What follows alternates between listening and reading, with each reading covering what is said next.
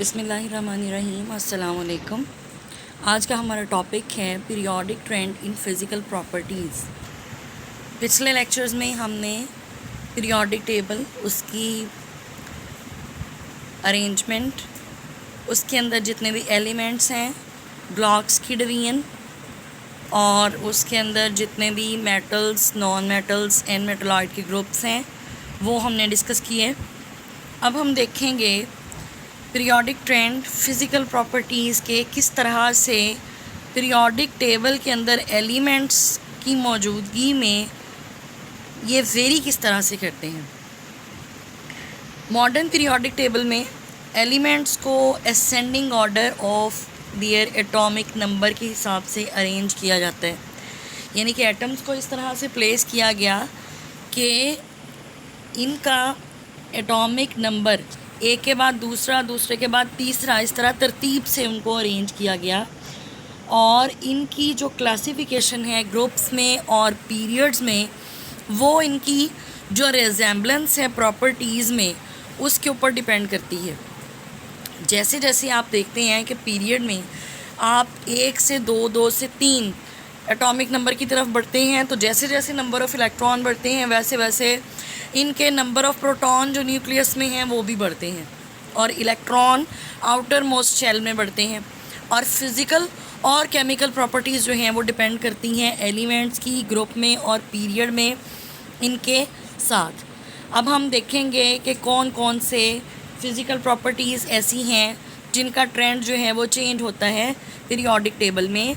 तो सबसे पहले हम एटॉमिक साइज़ को डिस्कस करेंगे। एटॉमिक साइज़ में 2 कैटेगरीज आ जाती हैं, एक एटॉमिक रेडियस और दूसरा आयनिक रेडियस। आपको पता है कि एटम जो है वो बहुत स्मॉल है और हमारे लिए ये मुमकिन नहीं है कि हम एटम को ऑप्टिकल माइक्रोस्कोप के बग़ैर देख सकें। इसी तरह से जैसे हम एटम को देख नहीं सकते, हम इनका साइज़ भी मेज़र नहीं कर सकते, लेकिन साइज़ को मेज़र करने के लिए बहुत सारी टेक्निक्स जो हैं वो डेवलप की गई हैं। और उन टेक्निक्स में ये देखा जाता है कि कोई से 2 बॉन्डेड एटम जो हैं इनके दरमियान आपस में कितना डिस्टेंस है। तो जितना डिस्टेंस इनके दरमियान होगा, अगर हम उस टोटल डिस्टेंस के हाफ को ले लेंगे, यानी कि उसको 2 में डिवाइड कर देंगे, तो वो इसका रेडियस बन जाएगा। आप लोगों ने पढ़ा होगा कि अगर आप आपके पास जो है वो एक कर्व्ड सरफेस है या स्फेरिकल पाथ है, आप अगर उसके टोटल डायामीटर का हाफ कर लेते हैं तो वो रेडियस के बराबर होता है। ठीक है, तो ये इसलिए है, अगर हम ये अब एटम के ऊपर अप्लाई करते हैं, एटम का जो साइज़ है वो डिपेंड करता है कि इसके अंदर कितने नंबर ऑफ़ प्रोटॉन हैं, इसका न्यूक्लियस कितना बड़ा है और इसके जो आउटर शेल्स हैं उनमें कितने नंबर ऑफ़ इलेक्ट्रॉन हैं। अब जैसे जैसे आप एक ग्रुप की बात करें तो ग्रुप में जो एटॉमिक नंबर है वो एब्रप्टली बढ़ता है। और क्यों बढ़ता है? क्योंकि यहाँ पे एडिशन होती है एक्स्ट्रा नंबर ऑफ़ शेल्स की। अगर आप पीरियड की बात करते हैं तो पीरियड में एक एक करके न्यूक्लियर चार्ज बढ़ता है, जिसकी वजह से आपका जो पॉजिटिव चार्ज है या जो न्यूक्लियर चार्ज है वो इंक्रीज़ होता है। अब अगर हम एटॉमिक साइज़ की बात करते हैं तो एटॉमिक साइज़ ग्रुप में from top to bottom increase करता है due to increase in number of shells. अगर आप 1A ग्रुप को स्टडी करें तो हाइड्रोजन में 1 इलेक्ट्रॉन है, 1 शेल है। अगर हाइड्रोजन के बाद हम लिथियम को देखें तो लिथियम के अंदर 3 इलेक्ट्रॉन आ जाते हैं और उसके अंदर पहले शेल के अंदर 2 इलेक्ट्रॉन और जो रिमेनिंग 1 इलेक्ट्रॉन है वो उससे अगले शेल में चला जाता है। यानी कि अब लिथियम में 2 शेल आ गए हैं, तो लिथियम का साइज़ हाइड्रोजन के साइज़ के मुकाबले में बड़ा होगा। अगर आप लिथियम के बाद सोडियम की एग्जांपल लेते हैं तो इसकी इलेक्ट्रॉनिक कॉन्फ़िगरेशन क्या होगी? 281, यानी कि पहले शेल में 2 इलेक्ट्रॉन, दूसरे शेल में 8 इलेक्ट्रॉन और तीसरे शेल में एक इलेक्ट्रॉन। अब हम यहाँ पे एक ट्रेंड देखते हैं, वो क्या है कि from top to bottom atomic size increase करता है। और अगर हम फ्रॉम लेफ़्ट टू राइट की बात करें, यानी कि पीरियड की बात करें, तो पीरियड में क्या होगा, 1 1 1 1 करके न्यूक्लियर चार्ज बढ़ता जाएगा।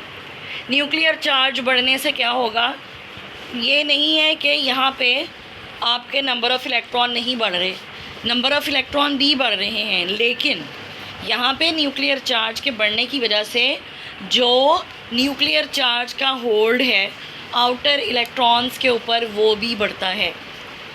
आउटर इलेक्ट्रॉन के ऊपर होल्ड बढ़ने की वजह से फ्रॉम लेफ़्ट टू राइट जो एटम का साइज़ है वो डिक्रीज़ करता है। तो atomic size increase from top to bottom, या हम कहेंगे ग्रुप में, और it decrease from left to right in a period. अब ये वाला जो इफ़ेक्ट हमने पढ़ा है, यानी कि एटम के साइज़ का from left to right decrease होना, ये मोर प्रोनाउंस्ड है लेंथेनाइड्स में। लेंथेनाइड में चूँकि एटॉमिक साइज़ जो है वो बढ़ने के साथ न्यूक्लियर साइज़ बढ़ता है, न्यूक्लियर चार्ज बढ़ता है, उसका जो आउटर मोस्ट इलेक्ट्रॉन्स हैं उनके ऊपर पुल या होल्ड ज़्यादा होता है, और there is a gradual reduction in the size among lanthanide, और इसको हम लेंथेनाइड कॉन्ट्रैक्शन का नाम देते हैं। उसके बाद जो हम दूसरी कैटेगरी पढ़ेंगे एटॉमिक साइज़ में, वो है पहले हमने पढ़ा एटॉमिक रेडियस, अब हम देखेंगे आयनिक रेडियस। आपको ये पता है कि जब भी कोई न्यूट्रल एटम इलेक्ट्रॉन लूज़ कर देता है तो वो आयन में कन्वर्ट हो जाता है। There are 2 types of ion. कौन कौन से? पहले पॉजिटिव आयन, जो कि किसी भी इलेक्ट्रॉन के लूज़ करने से बनते हैं, दे आर पॉजिटिव आयन। और नेगेटिव आयन वो जो इलेक्ट्रॉन के गेन करने से बनते हैं। जब कोई न्यूट्रल एटम एक या एक से ज़्यादा इलेक्ट्रॉन लूज़ करता है तो ये क्या बन जाता है? Positive ion. तो साइज़ जो एटम का होता है वो डिक्रीज़ कर जाता है इस प्रोसेस में 2 वजूहात पर। और वो 2 वजूहात कौन कौन सी हैं? 2 वजूहात जो हैं वो पहली है कि रिमूव हो जाता है एक या एक से ज़्यादा इलेक्ट्रॉन, तो जो आपका शेल का साइज़ है वो रिड्यूस हो जाता है। अगर आप किसी भी न्यूट्रल एटम में से इलेक्ट्रॉन निकालते हैं, अब लेट्स सपोज़ हम यहाँ पे एग्जांपल ले लेते हैं सोडियम की।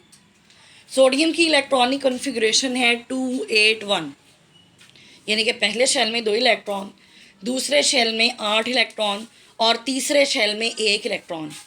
अब अगर आप सोडियम के न्यूट्रल एटम में से एक इलेक्ट्रॉन जो आउटर मोस्ट इलेक्ट्रॉन है वो रिमूव कर देते हैं, तो ये अपने आप को सोडियम के आयन Na पॉजिटिव आयन में कन्वर्ट करता है। रेडियस सोडियम का, न्यूट्रल सोडियम का 157 पिकोमीटर और रेडियस Na पॉजिटिव का 95 पिकोमीटर है। अब यहाँ पे देखें कि एक इलेक्ट्रॉन के कम होने की वजह से एक शेल ख़त्म हो गया, और एक शेल के ख़त्म होने से न्यूट्रल सोडियम के मुकाबले में जो सोडियम का आयन का साइज़ है वो 95 पिकोमीटर है, and that is quite low. अगर आप नेगेटिव आयन की बात करते हैं, और दूसरी जो रीज़न है कि इलेक्ट्रॉन के रिमूव होने की वजह से चार्ज का इम्बैलेंस हो जाता है, यानी कि जो प्रोटॉन का और इलेक्ट्रॉन का रेशो है वो डिस्टर्ब हो जाता है। और चूँकि यहाँ पे अब आउटर मोस्ट इलेक्ट्रॉन को न्यूक्लियस अपनी तरफ ज़्यादा क़ुव्वत से खींचता है, या उनके दरमियान फोर्स ऑफ अट्रैक्शन बढ़ जाती है, उसकी वजह से जो एटम का साइज़ है वो श्रिंक हो जाता है। यहाँ पे एग्ज़ाम में क्वेश्चन आता है, why size of cation is always smaller than the parent atom और न्यूट्रल एटम। तो इसका आंसर आप ये दे सकते हैं। उसके बाद अगर आप नेगेटिव आयन की बात करें, नेगेटिव आयन में क्या होता है? नेगेटिव आयन कब बनता है? जब कोई न्यूट्रल एटम बाहर से एक इलेक्ट्रॉन ले तो वो अपने आप को नेगेटिव आयन में कन्वर्ट करते हैं। अब यहाँ पे एग्जांपल हम ले लेते हैं, लेट्स सपोज़ हमारे पास फ्लोरीन का एटम है, तो एक तो अब यहाँ पे इसका जो साइज़ है वो बढ़ेगा, और साइज़ बढ़ने की 2 वजूहात हैं। वो ये कि जो बाहर से इलेक्ट्रॉन आ रहा है वो नेगेटिवली चार्ज है, और जो न्यूक्लियस के सराउंडिंग में इलेक्ट्रॉन है, या आप कहते हैं कि जो शेल में इलेक्ट्रॉन रिवॉल्व कर रहे हैं वो इलेक्ट्रॉन्स भी नेगेटिव हैं, तो जब एक इलेक्ट्रॉन इनको अप्रोच करेगा there will be repulsion between the negative charges. तो उस रिपल्शन को ओवरकम करने के लिए जो ऑलरेडी प्रेजेंट इलेक्ट्रॉन हैं और जो इनकमिंग इलेक्ट्रॉन हैं वो रिपल्शन कम करने के लिए क्या करेंगे कि अपना शेल का जो साइज़ है वो एक्सपेंड कर लेंगे, और उससे जो आपका साइज़ है एटम का, आयन का, वो पहले के मुकाबले में बढ़ जाएगा। अब हम यहाँ पे ट्रेंड देख लेते हैं डायग्राम में कि एक साइड पे एटॉमिक एंड आयनिक रेडियस है और ये आपका वाई एक्सिस है, एक्स एक्सिस पे एटॉमिक नंबर है। एग्जाम्पल हम ले रहे हैं फ्लोरीन, क्लोरीन, ब्रोमीन और आयोडीन की। जो नीचे ब्लू लाइन है वो शो कर रही है कि ये न्यूट्रल एटम का एटॉमिक नंबर के हिसाब से उनका एटॉमिक रेडियस है। अगर फ्लोरीन एक इलेक्ट्रॉन ले ले तो वो फ्लोराइड आयन में कन्वर्ट हो जाता है, क्लोरीन एक इलेक्ट्रॉन ले ले तो वो क्लोराइड आयन में कन्वर्ट हो जाएगा। इसी तरह से ब्रोमीन ब्रोमाइड आयन और आयोडीन आयोडाइड आयन में कन्वर्ट हो जाएगा और उनका साइज़ न्यूट्रल एटम के मुकाबले में बढ़ जाएगा, यानी कि जो उनका आयनिक रेडियस है वो न्यूट्रल एटम के मुकाबले में बढ़ जाएगा। अब यहाँ पे हम फ्लोरीन की बात करते हैं कि फ्लोरीन का एटम जो है उसका एटॉमिक रेडियस 72 पिकोमीटर है और फ्लोराइड आयन का 136 पिकोमीटर है। तो अगर हम ग्रुप की बात करें पीरियोडिक टेबल में, इसी तरह के जो चार्ज आयन हैं उनका साइज इंक्रीज हो जाता है फ्रॉम टॉप टू बॉटम, जबकि पीरियड में जो आइसो इलेक्ट्रॉनिक पॉजिटिव आयन हैं ये वो आयन्स जिनके नंबर ऑफ इलेक्ट्रॉन सेम होते हैं, they show a decrease in ionic radius from left to right. ठीक है, और ये क्यों होता है? इंक्रीजिंग न्यूक्लियर चार्ज की वजह से। और इसी तरह का ट्रेंड हम ऑब्जर्व करते हैं आइसो इलेक्ट्रॉनिक नेगेटिव आयन्स में। पीरियड के अंदर ऐसे आयन्स जिनके नंबर ऑफ इलेक्ट्रॉन सेम होंगे उनका आयनिक साइज डिक्रीज होगा फ्रॉम लेफ़्ट टू राइट, और ये वेरिएशन एटॉमिक और आयनिक रेडियाई किस किस में होती हैं? अल्कली मेटल्स में और हैलोजेंस में। अब हम इससे आगे डिस्कस करते हैं आयोनाइजेशन एनर्जी को। आयोनाइजेशन एनर्जी क्या है? The amount of energy that is required to remove outer electron from a neutral atom in gaseous state, gaseous भी हो और आइसोलेटेड भी हो। अगर कोई एक न्यूट्रल एटम है वो आइसोलेटेड है, अलग थलग है, उसके ऊपर कोई फोर्स एक्ट नहीं कर रही नेबरिंग में से, और वो गैसियस स्टेट में है, अगर आप उसके आउटर मोस्ट इलेक्ट्रॉन को रिमूव करेंगे तो वो जो अमाउंट ऑफ एनर्जी उसमें कंज्यूम होगी उसको हम आयोनाइजेशन एनर्जी का नाम देते हैं। एक जनरल सा ट्रेंड है वो ये है कि जो मेटल्स हैं उनकी आयोनाइजेशन एनर्जी लो होती है, जो नॉन मेटल्स हैं उनकी आयोनाइजेशन एनर्जी जो है वो हायर है, और जो मेटलॉइड्स हैं they are intermediate between the two. Ionization energy of an element is the minimum quantity of energy which is required to remove an electron from the outermost shells of its isolated gaseous atom in the ground state। और ionisation energy की हम कुछ examples discuss करते हैं। सबसे पहली जो example हम देखेंगे वो सोडियम की है। लेट्स सपोज सोडियम हमारे पास जो है वो एलिमेंट है, हम उसको मोल्टन स्टेट में ले आते हैं बाय हीटिंग, और फिर उसका वेपर्स में वो कन्वर्ट हो जाती है। वेपर्स में कन्वर्ट जो कि सोडियम गैसियस स्टेट में है और ये एक एटम है, अगर आप इसमें से एक इलेक्ट्रॉन रिमूव कर देते हैं उसके लिए हमें 496 किलो जॉल पर मोल एनर्जी जो है वो रिक्वायर्ड होती है।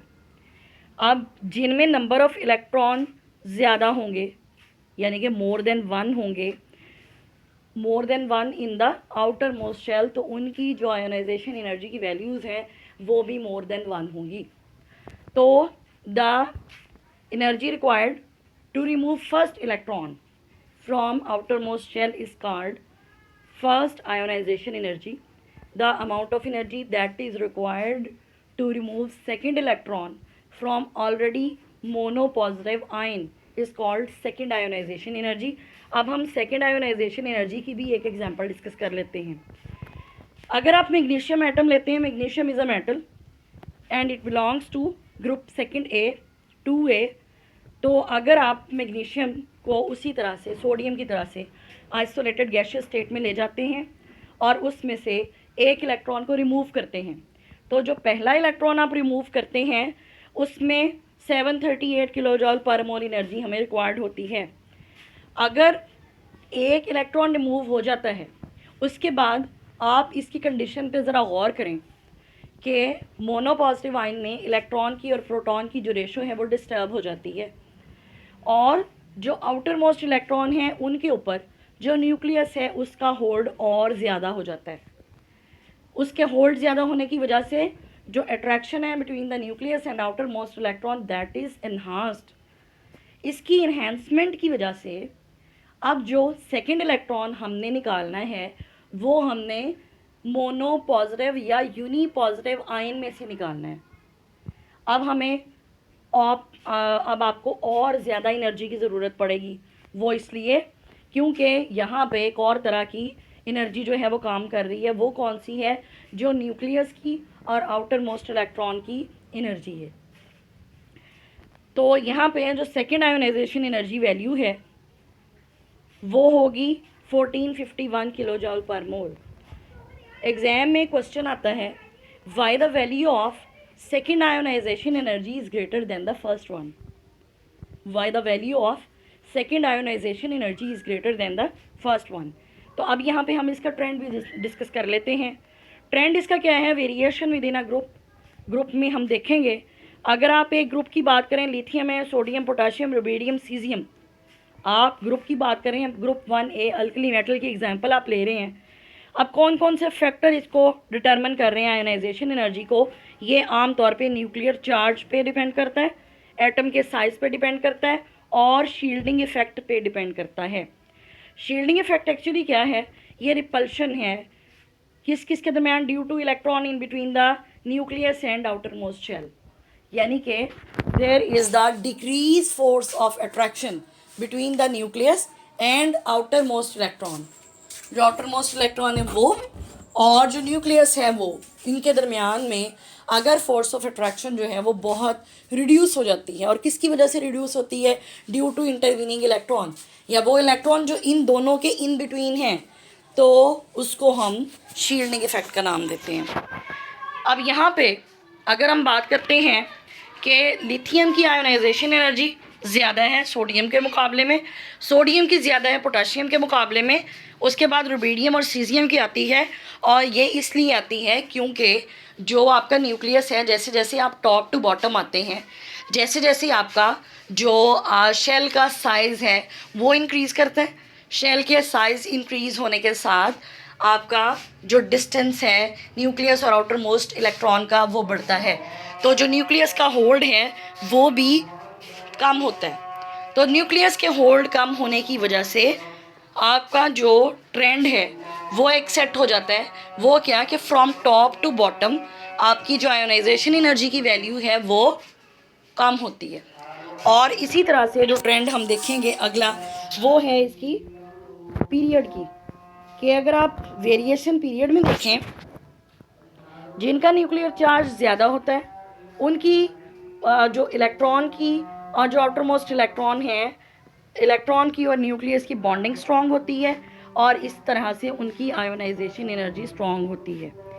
अगर आप लेफ़्ट टू राइट की बात करें पीरियड में, तो आउटर इलेक्ट्रॉन जो हैं वो सेम रहते हैं, लेकिन जो न्यूक्लियर चार्ज है वो इंक्रीज़ करता है इफ़ेक्टिवली, और इस तरह से वो जो रिमूवल है इलेक्ट्रॉन का वो मुश्किल कर देते हैं। अब हम लिथियम वाले पीरियड की बात करें कि हाइड्रोजन है, फिर हीलियम की बहुत ज़्यादा, हीलियम की इसलिए क्योंकि उसका जो आउटर वैलेंस शेल है वो 2 इलेक्ट्रॉन होने की वजह से कंप्लीट है।